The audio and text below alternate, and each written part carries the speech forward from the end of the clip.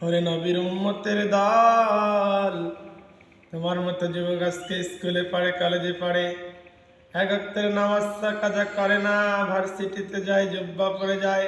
পারবে না রে যুবক, তুমিও পারবে। তোমার মতো যুবক আজকে পিতামাতার খেদমত করে, পিতামাতার দোয়া নাই, তুমি কেন পারবে না? যুবক, তুমি কেন পারো না? তোমার মতো যুবক তাহাজ্জুদের নামাজ পড়ে, তোমার মতো যুবক বড়দেরকে সালাম দেয়, তুমি কেন পারো না রে যুবক?